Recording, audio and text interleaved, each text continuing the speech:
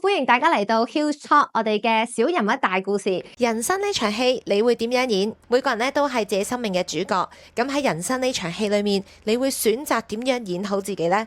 今集我哋一齊邀請演戲導師 Miss Yam 一齊嚟傾下點樣可以成為自己生命中最佳嘅主角啊！Hello Miss Yam，Hello， 好開心今日咧邀請到你嚟同我哋一齊傾偈啊！咁啊，Miss Yam 你係一位 acting coach 啦，亦都係一位教演戲嘅老師啦。即係我聽好多演員嘅訪問啊，或者係即係睇好多演員嘅片，好少同一個教演戲嘅老師傾偈。其實你係點樣入行嘅咧？點樣由你係本身演員再轉做一個老師噶嘛？係咪？係啊，我係由演員轉做老師嘅。哇，點樣入行啊？少少長啊，由一個祈禱開始嘅。因為我做咗演員10零年，係演藝畢業之後，咁我一路靠廣告為生嘅。咁而一路都因為我有個心鬧嘅，即係唔係好想出名嘅。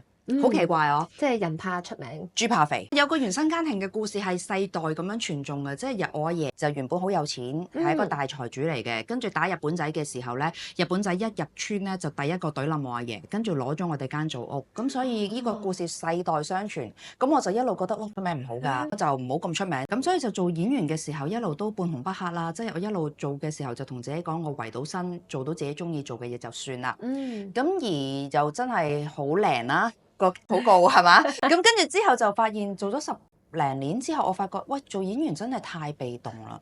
好祈禱開始嘅，咁我就同神講，可唔可以安排我一個位置可以發揮到我嘅 talent，發揮到盡嘅，所以祈禱要小心啲。咁啊真係好盡啦而家。咁跟住之後咧就有梅艷芳呢一套電影嘅 casting，我初時就係去 cast 做演員嘅。咁 cast 完之後，導演覺得我做得好好啦。而佢冇俾演員嘅角色我做啦，就俾咗阿 Fish 做啦。我初時都諗住 cast 做家姐嘅。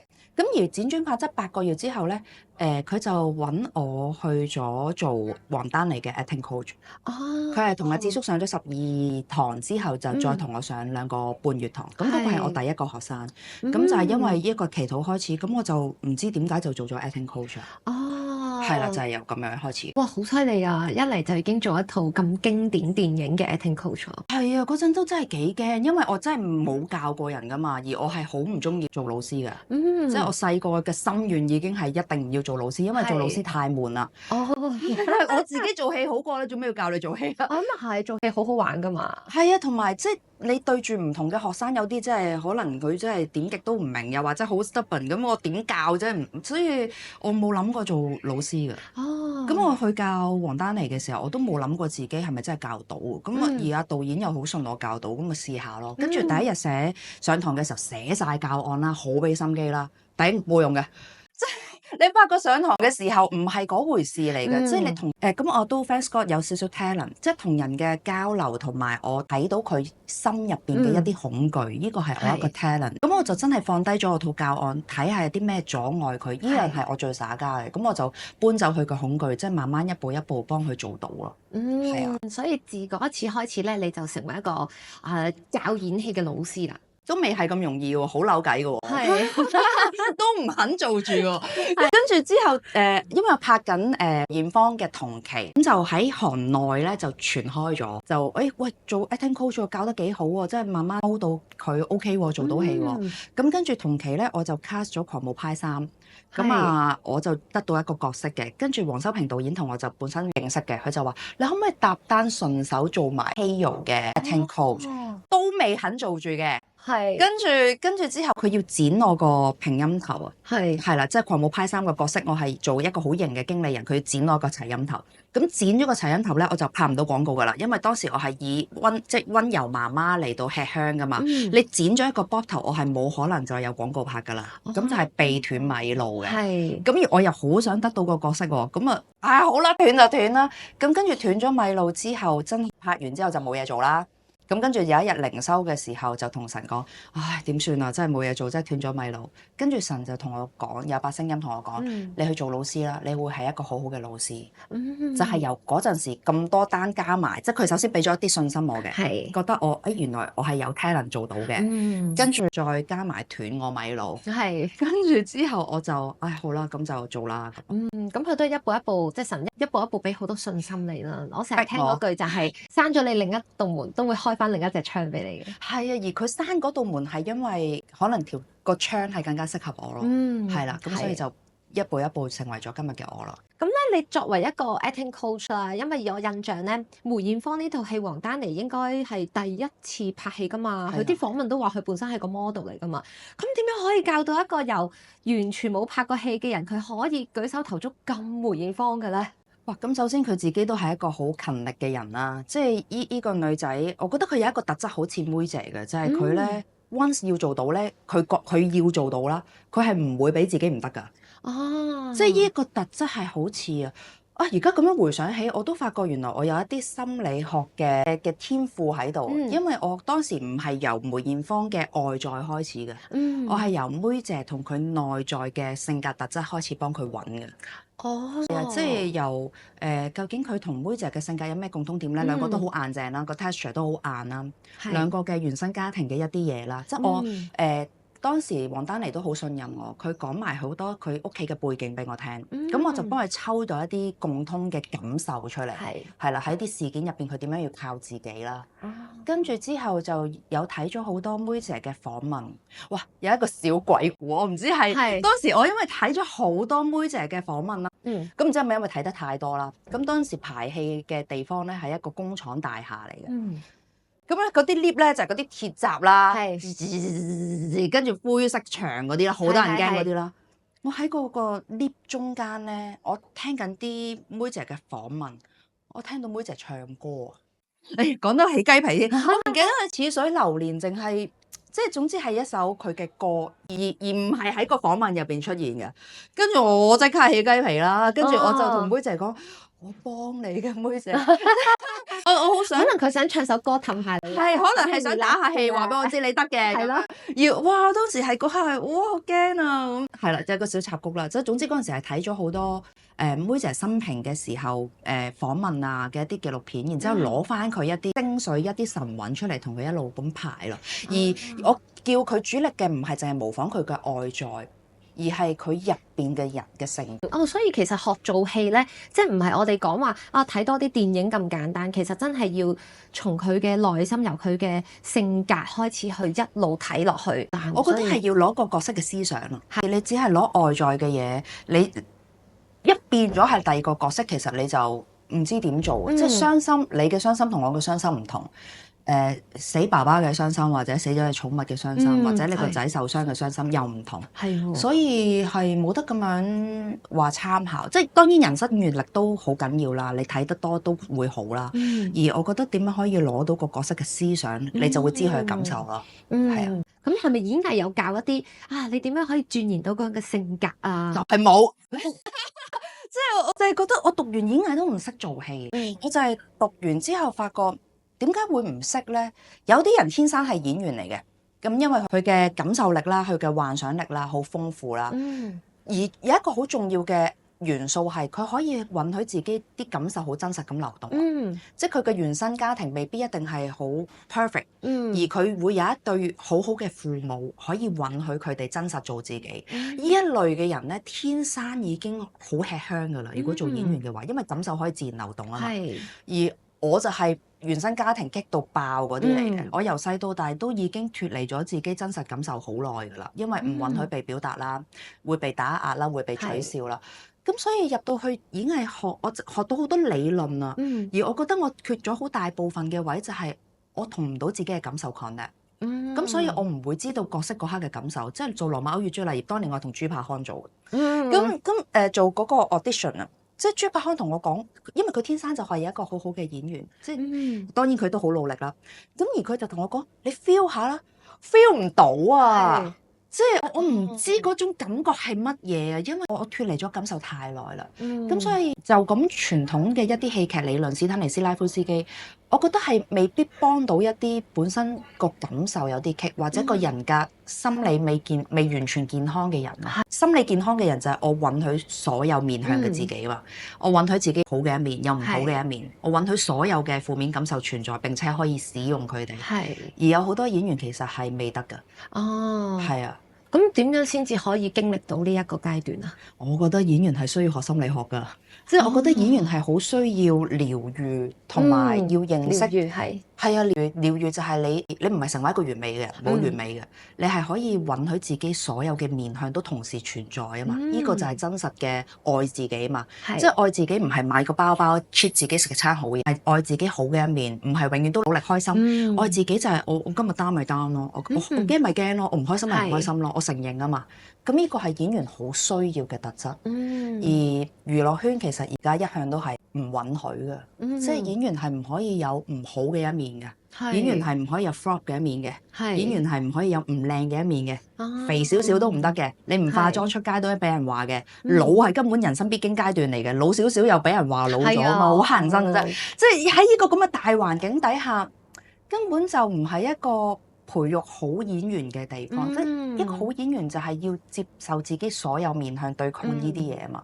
咁而個娛樂圈就唔係咯，所以喺娛樂圈入邊，其實有好多演員嘅心理質素都係唔健康㗎，或者未夠健康。係啊，咁我係幾想去搞呢一樣嘢，因為我覺得即係有啲人就覺得，喂，我嚟做戲啫，冇搞我咁多嘢。其實唔係㗎，你個心理健康，你做戲先好睇。你唔需要一定係一個好好嘅人。你唔需要係一個好正能量嘅人，你需要係一個真實嘅人。而你點樣可以做到真實嘅人？就係你允許自己真實啊！唔好淨係攞自己好嘅一面出嚟俾人睇，你都要愛自己唔好嘅一面。我好想做到呢樣嘢，係啊。所以你喺你嘅教演戲嘅班裏面就加入好多心理學元素同埋一啲療愈嘅活動喺入邊，係嘛？即係所謂療愈唔係一定要 real one 咁樣嘅，即係其實你覺察已經係一種療愈啦嘛。即係原來我覺察到自己有咁嘅防禦機制喎，原來我覺察到我對自己要求好高喎。咁你覺察咗之後放低佢咪得咯？係啦，即係所謂嘅療愈就係你知道、你覺察、你允許，然之後你可以放下，你有一個選擇啊！即係我知道原來我係一個對自己要求高嘅人嚟嘅喎，咁我就有得揀。你唔知嘅時候，你俾佢控制咗，你都唔知，你自己揀咗。即係我知道自己要求高，咁喺一啲我想要求嘅地方，我覺得值得要求嘅地方，咪繼續咯。喺一啲即係雞眉蒜皮根本人哋都睇唔到嘅，咁我可以選擇放下。係啦，所以其實覺察係一個好大嘅一個部分去療愈。咁以你啲學生嚟講咧，佢幾耐先覺察到㗎？咁啊睇下悟性啦。嗱，我記得 Alpha 講過一句説話好好嘅，即係冇最好嘅老師嘅，係只有最好嘅學生。即係我唔係推晒個波俾啲學生，我所有學生我都100% 咁教。而有啲學生佢哋係上完第一堂已經同我講，佢冇諗過嚟上 acting class 係可以有咁大嘅得着。而第二堂翻嚟，我已經見佢嘅人唔同咗啦。即係佢睇嘢 open minded，同埋佢開始將學嘅嘢轉化喺生活上面用。同我講佢同媽咪關係好咗，同男朋友關係好咗。哇！即係呢個係我 unexpected，冇諗過一堂講 super objective 或 sin objective action 嘅嘢，可以令佢人生有咁大改變。我諗10堂，我第一個 level 係10堂啊嘛。10堂之內，你一定會有一啲嘢，有一啲眼光，至少一啲眼光係唔同咗嘅。係啊。咁係咪一定要我想入行或者係我想拍戲先至會嚟上堂嘅咧？嗱，我初寫呢個 acting class 嘅時候咧，係咁諗嘅，因為我覺得香港成日都俾人話冇專業演員，我好唔鋸嘅呢句説話，我覺得係有專業演員嘅，個問題係你見唔見到同埋你識唔識用嘅啫。咁所以我就係寫個課程嘅時候係真係朝住專業嚟到進發嘅，同埋因為演藝學院唔係教 screen acting，我嗰套課程係真係教 screen acting，我自己中意 screen acting。咁而搞咗幾年之後咧，我又發現，原來我唔係淨係做緊呢樣嘢喎。咁所以而家都有一啲人係慕名而嚟，係想俾我搞下佢個人，即係睇清楚自己啊，認識自己多啲啊，同自己溝通好啲啊咁。所以專業演員有，亦都有一啲素人，有啲甚至乎係律師，係啦。咁有啲就係迷失緊嘅人，想揾下自己都有。即係喺個課程入邊，你都會得到你想要嘅嘢咯。即係所以人哋話人生如戲，戲如人生，即係喺演戲入邊，其實都可以反映睇到自己好多嘢。我寫咗一本咁嘅書，戲可以演得爛，但人生可不要活爛。我覺得戲同人生真係分唔開㗎。係啊，你係一個好嘅演員，必然係你對人生都通透咯。即係你真係唔需要係一個好人，或者你唔需要係一個乜都 say yes 或者好正能量嘅人。而你嘅人生係可以允許自己所有嘅面向你啲戲先會做得好。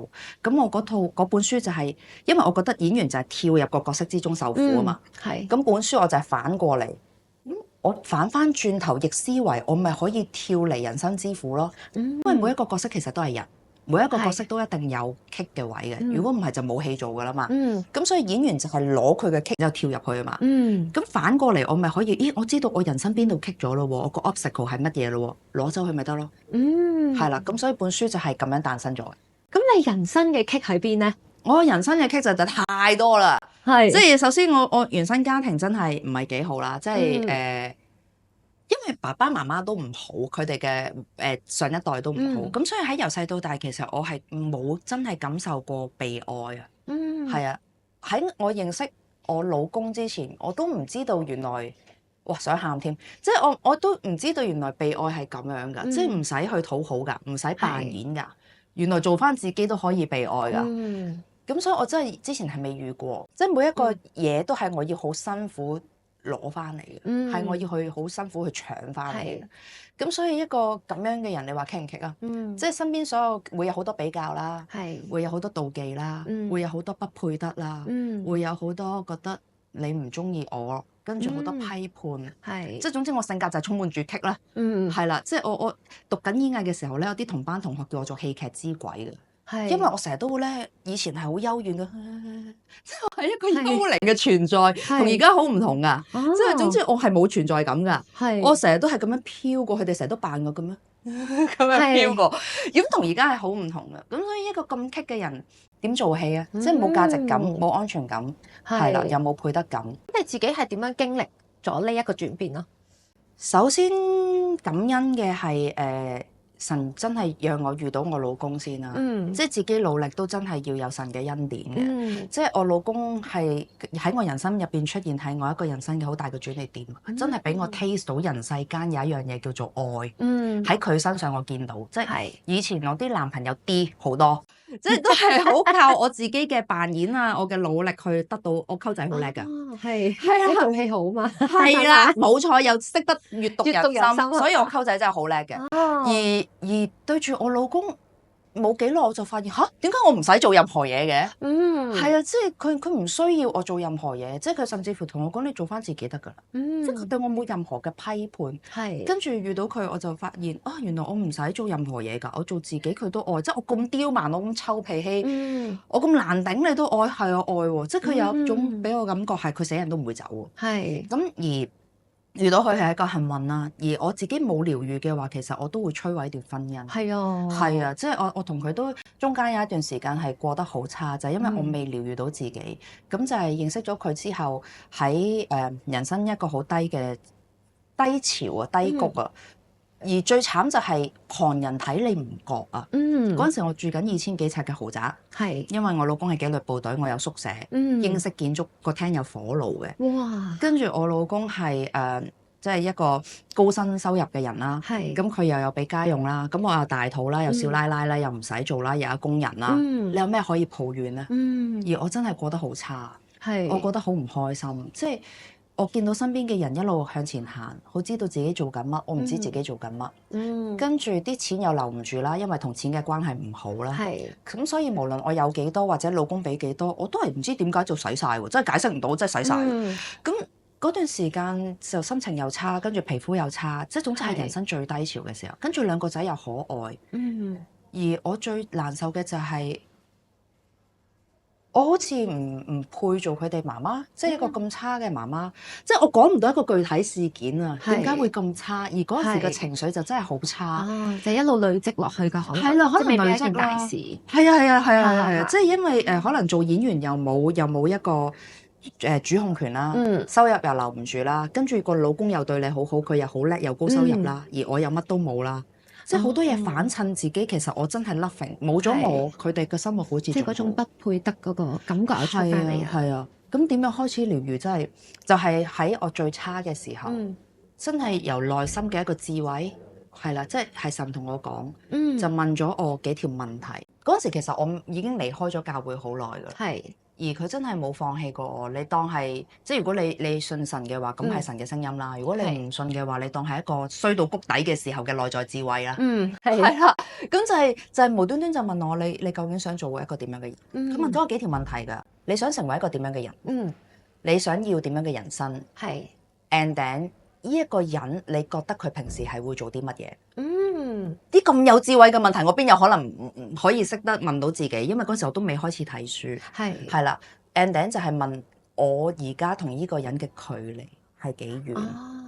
黐線，完全係一個即係一個 mental， 係一個 coach 咁樣嘅對話嚟嘅喎。跟住之後由嗰日開始，第二日啦瞓醒，我就開始一步一步行動上去成為呢個人咯。係啊，即係由跑步啦、睇書啦，跟住有規律嘅生活啦，慢慢開始建立，跟住開始揾目標啦，即係一步一步、一日一日咁樣去行出嚟。我第一日落街跑步係1K，我只可以跑到1K。咁啊，跑下之後就唔知幾時開始跑到5K。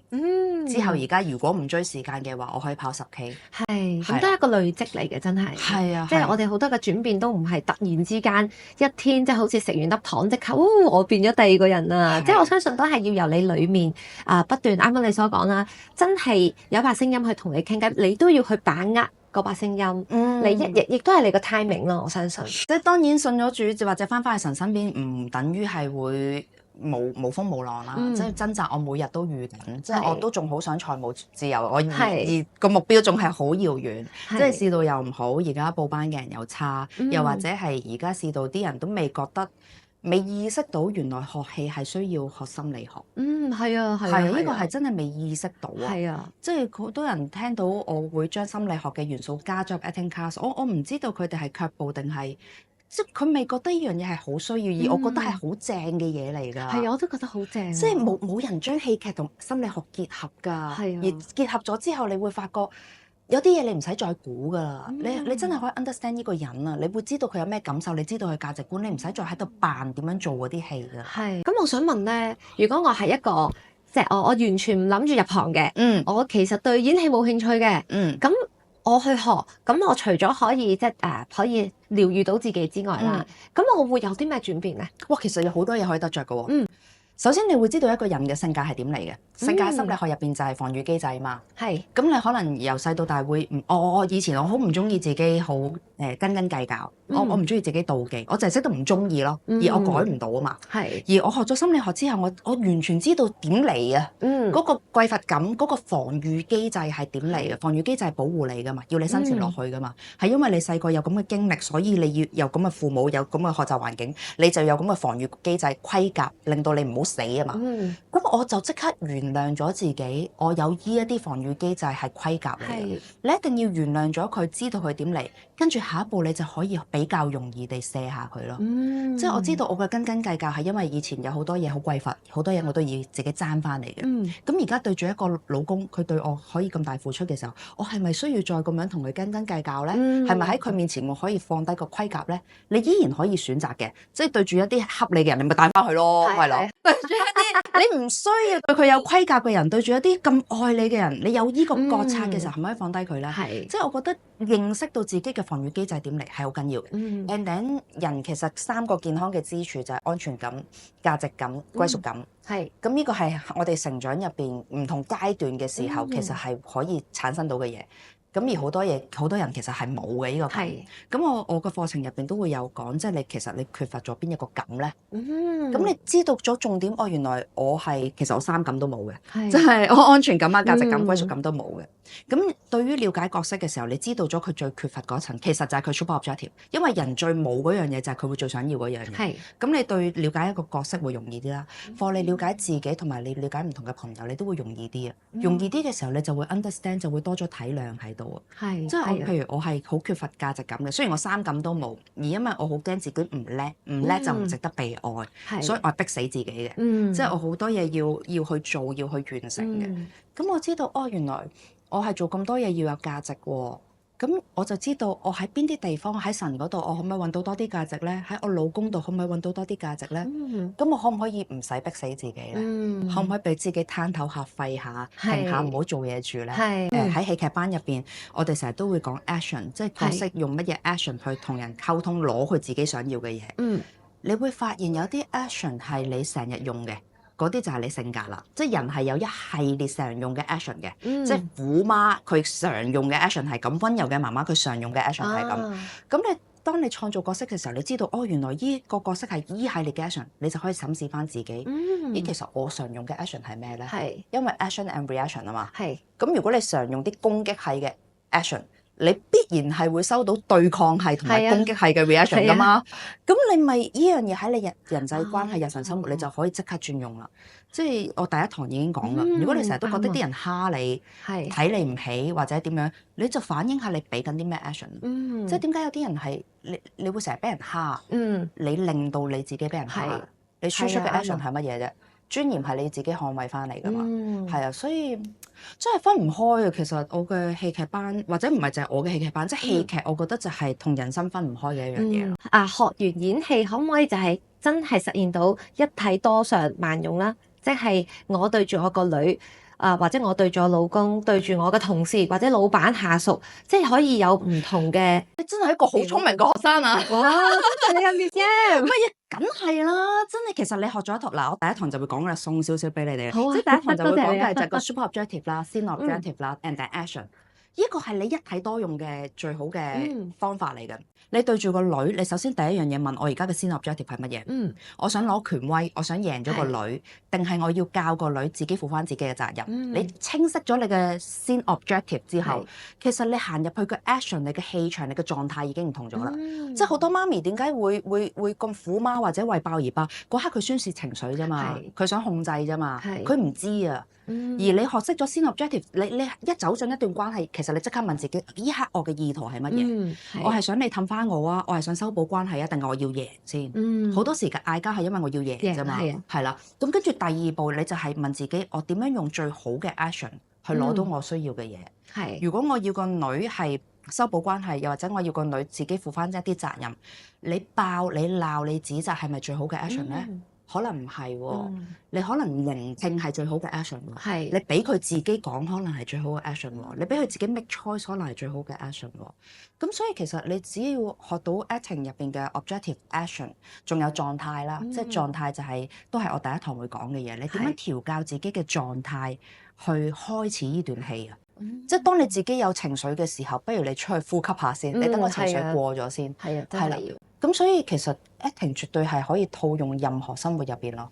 對你嚟講喺演戲入邊好影響你嘅人生啦，令到你好多啟發，學到好多啦。喺心理學入邊更加係改變咗你成個人嘅路向啊！再加埋你嘅信仰啦，即係令到你有好大嘅啟發，同埋灌注咗好多嘅智慧喺你嘅生命裏面。咁亦都好感恩你今日亦都成為一位導師，即係將呢一個演戲 mix 咗心理學，即係去發揚光大，令到更多人咧可以接觸到。哇！原來我嘅人生可以變得不一樣啊，可以變得更加精彩咯。咁如果咧真係有一啲嘅聽眾，可能佢哋而家嘅生命真係覺得好枯燥啊，或者係覺得好似都冇乜希望，咁你會有一個説話去俾佢哋鼓勵佢哋，或者係有一啲嘅句子俾佢哋留喺個心裏面，你想講啲咩俾佢哋咧？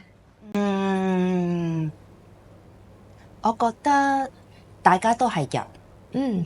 我行過嘅路，我行過咗，即係你都可以啦。係啊，只要你想，即係我唔係特別叻，我唔係特別出色，我只係一個好普通嘅人。我只係即係上帝有聲音落嚟嘅時候，我會捉住嘅一個人咯。所以改變幾時都可以，只要你真係想咯。好多謝你今日嘅分享啊，亦都好多謝你用你嘅故事去，即係咁坦誠話俾我哋聽，背後原來都經歷咗好多，先可以去到今日嘅一個成績。我係一個好真實嘅人嚟嘅。係啊，所以我哋一齊加油啊！多謝你，多謝 ，Thank you。啱啱咧聽完 Miss M 嘅分享咧，即係我自己都會諗係啊，真係人生如戲，戲如人生，將自己嘅人生演好呢一個角度開始。咁可能我哋試下療癒一下自己啦，俾自己擺低一啲嘅過去，接受自己咧，原來個人嘅動力就翻嚟噶啦。咁而我相信咧，無論你有冇信仰都好，我總係覺得有一把聲音咧係經常提醒我哋、鼓勵我哋一齊去前進嘅。希望咧你都可以捉到呢一份嘅聲音，令到佢成為你生命嘅一個原動力。我哋一齊努力啊！